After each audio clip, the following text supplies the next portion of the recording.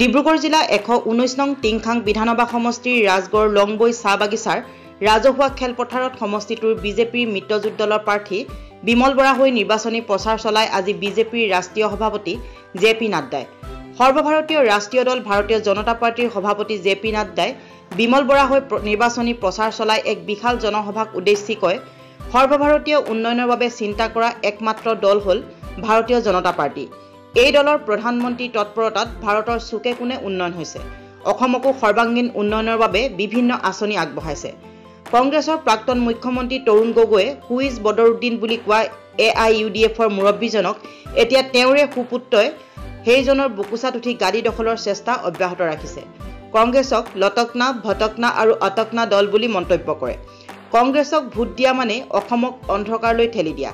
বিকাশৰ উন্নয়নৰ গতি অব্যাহত ৰাখিবলৈ বিজেপিক ভোট দিবলৈ আহ্বান জনাই কয় সবকা সাথ সবকা বিকাশ আৰু সবকা বিশ্বাসৰ লগত দেশ আৰু ৰাজ্যক আগবঢ়াই নিবলৈ হলে বিজেপিক ভোট দি সৰ্বানন্দ আৰু নৰেন্দ্ৰ মোদীৰ শক্তি বৃদ্ধি কৰিব লাগিব। সুবিধাবাদী ৰাজনীতি কৰা কংগ্ৰেছে অসমক দীৰ্ঘদিন ধৰি শোষণ প্ৰতাৰণা আৰু বঞ্চনা কৰি আহিছে।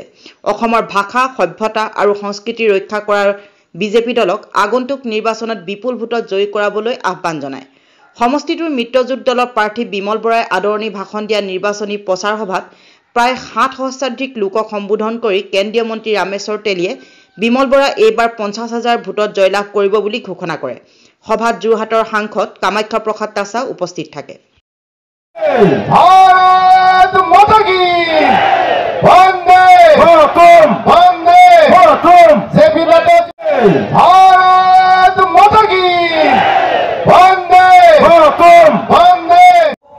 नमन करते हुए आप सब लोगों के साथ चुनावी सभा में बातचीत शुरू करता हूं।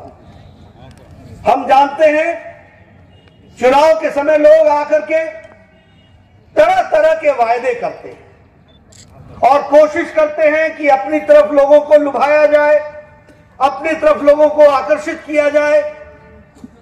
लेकिन हम सब लोग ये भी जानते हैं कि जनता की सेवा करना, असम की चिंता करना, असम को आगे बढ़ाने में अपना योगदान करना, इसमें अगर कोई आगे रहा है तो वो भारतीय जनता पार्टी है और भारतीय जनता पार्टी के साथ साथ असम गण परिषद के साथी हमारे हैं जिन्होंने इस बात को किया है। अगर मैं कांग्रेस की चर्चा करूं तो कांग्रेस ने यहां की सभ्यता को चोट पहुंचाई है। यहां की संस्कृति को उन्होंने एक तरीके से दरकिनार करके एक बढ़ने से रोकने का काम किया है। और अगर मैं असम की सुरक्षा की बात करूं तो कांग्रेस पार्टी ने सुरक्षा हमेशा कभी उसको तरजीह नहीं दी और इसलिए असम में समस्याएं बढ़ती चली गई थी। लेकिन पिछले 5 साल में सर्बानंद सोनोवाल जी की सरकार आई और उससे कुछ समय पहले आदरणीय मोदी जी प्रधानमंत्री के रूप में जब देश की गद्दी पर बैठे तो असम की तस्वीर और तकदीर बदल दी गई। इस बात को भी हमको समझना चाहिए। लंबे समय तक पूर्वोत्तर क्षेत्र की कांग्रेस पार्टी ने उपेक्षा की है। लंबे समय तक कांग्रेस ने यहां विकास के पहिए को रोक दिया। लंबे समय से यहां काम जो विकास के होने चाहिए थे वो नहीं हुए थे और इस तरीके से विकास को एक गहरी चोट पहुंचाई थी। और कांग्रेस का दोहरा चरित्र हम सबको देखने को मिलता है, ये हम ध्यान में रखें। लेकिन जब हमारी सरकार आई हमने असम की संस्कृति की रक्षा की, हमने असम की भाषा की रक्षा की, हमने समृद्धि लाने का प्रयास किया और हमने सुरक्षा प्रदान करने का भी प्रयास किया।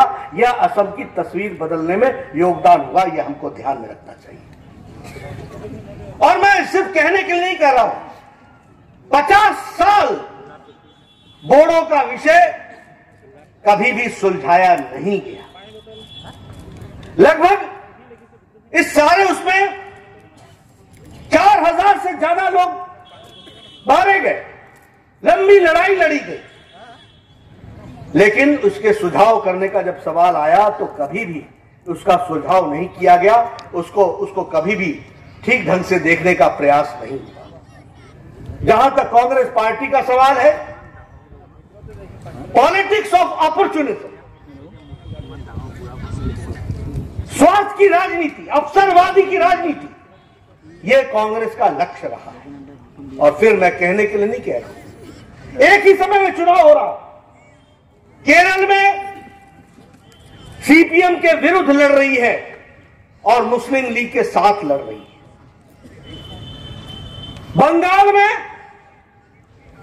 सीपीएम के साथ लड़ रही है और असम में अजमल के साथ लड़ रही है। यह पॉलिटिक्स ऑफ अपॉर्चुनिज्म नहीं है तो और क्या है?